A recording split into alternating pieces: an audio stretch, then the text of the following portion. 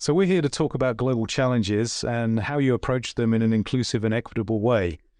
So, Justin, what is a global challenge? Well, there's a bunch of global challenges such as climate change, water and food security, or global health. And some of these we looked at in a project called BRECcIA. Right, so we could use the BRECcIA model of research and design and unpack that model a little bit to look at how we might do inclusive and equitable research.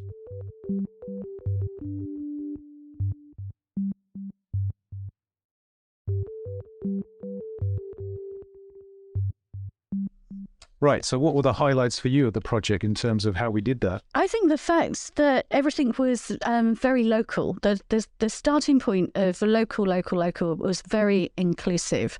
Local was trying to think about solving global challenges, which essentially are very much local in nature. So it's a local problem, but to really understand how to solve them, you really need local researchers and local solutions that are acceptable and feasible for, let's say, local communities. So that's where the local came from. And I think it permeated through the whole project in many ways.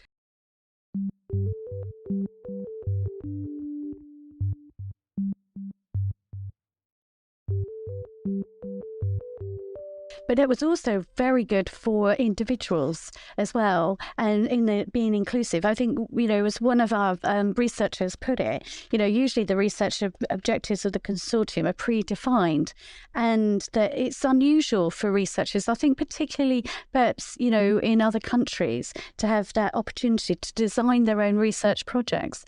So that brought its own benefits, not just in terms of being able to give everyone a mini PI experience, but also in people being able to explore and develop in ways that perhaps they wouldn't have had the opportunity to on a conventional project.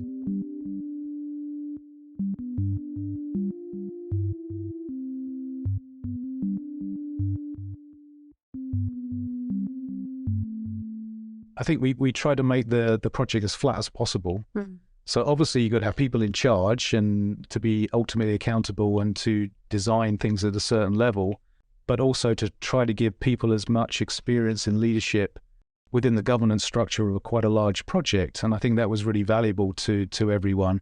So trying to make it as flat as possible. You can't make it completely flat. You actually need some kind of structure there, some kind of governance there, but giving people the experience to take on, as an ECR, taking on leadership of a large chunk of the project is very valuable, I think. Mm. Yeah, hugely beneficial.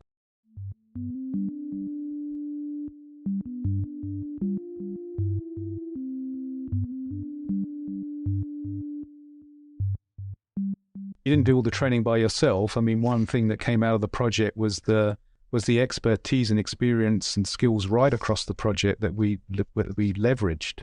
Yeah.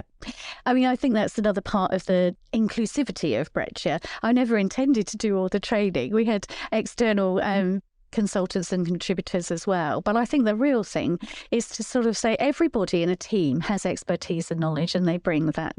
So we had a database of expertise, and the idea that, well, it was a little bit of a slogan, wasn't it? That everyone puts in and everyone takes out.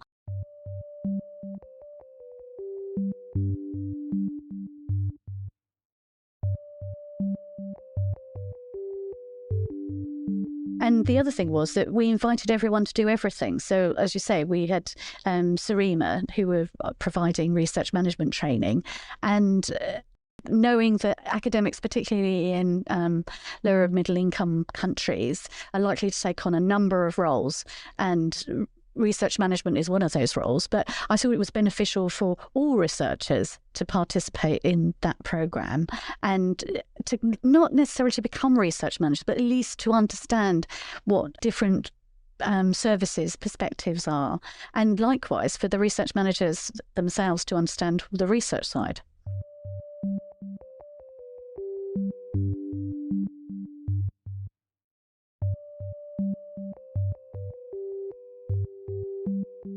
Which then brings us on to networks, because those kinds of exchanges and that knowledge, that relationship building, has enabled us to build networks. Certainly in REMNet, the Research Management Network, is one example. But I know you know that networks are really important. But how do they start? Well, they start in many ways. For this project, which was fairly large, you needed a network of people in the first place to get the project together. But that doesn't necessarily exist. The perfect network doesn't exist before. So you have to build that. And often that's piecing together small networks that are sometimes often individuals connecting with other individuals in another institution or country. And you build those together to put the project together. But that's still not really a network. That's a combination of small networks. And it takes the network building over the lifetime of the project to really make the project work.